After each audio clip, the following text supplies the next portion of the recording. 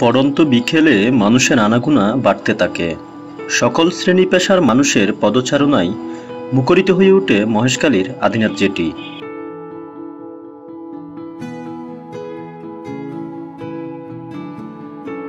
পাহাড়ের নিচ থেকে সরু আকৃতির সুদীর্ঘ জেটিটি নদীতে গিয়ে মিলিত হয়েছে।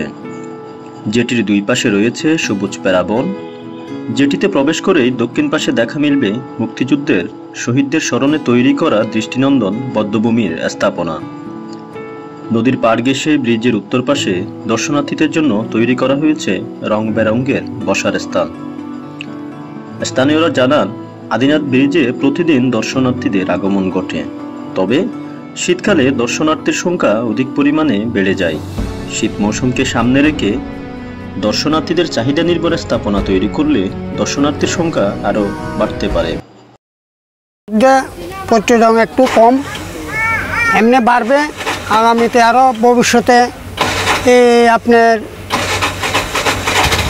শীতকালে বেশি আমাদের বেচা কিনা বিক্রি বেশি, আমাদের মানুষ কম হলে আমাদের বেচা কিনা কম।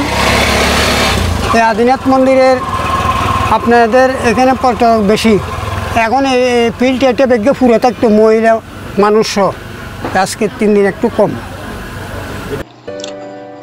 মহেশখালীর কোথাও বিনোদন স্পট না থাকায় সারাদিনের কাজ শেষে একটু প্রশান্তির খোঁজে আদিনাথ ব্রিজে চলে আসেন স্থানীয় লোকজন।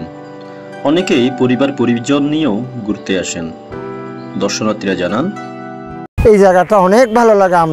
আমরা জন্মভূমি, আমরা ছোট নৈতে বড় হইতে এখানে অনেক ভালো লাগে। আমার অনেক করি, আনন্দের জায়গা, ঘুরতে আসি, ছেলে মেয়ে বড় করছি এখানে থেকে, লেখাপড়া করাছি, অনেক সুন্দর লাগে। এই জেটিতেও অনেক সুন্দর লাগে, আনন্দ লাগে। রৌদ্র হলেও আনন্দ লাগে, তারপরে সাবা হলেও আনন্দ লাগে, বেলা পড়লেও আনন্দ লাগে, খুব আনন্দ লাগে, খুব আনন্দের জায়গা। এইভাবে আমরা খুব সুখ করতে পারি, খুব বাতাস করতে পারি। সৌন্দর্যের নিদর্শন আদিনাথ ব্রিজটি সংস্কারের অভাবে নষ্ট হয়ে যাচ্ছে। এই ব্রিজটি রক্ষা করা দরকার।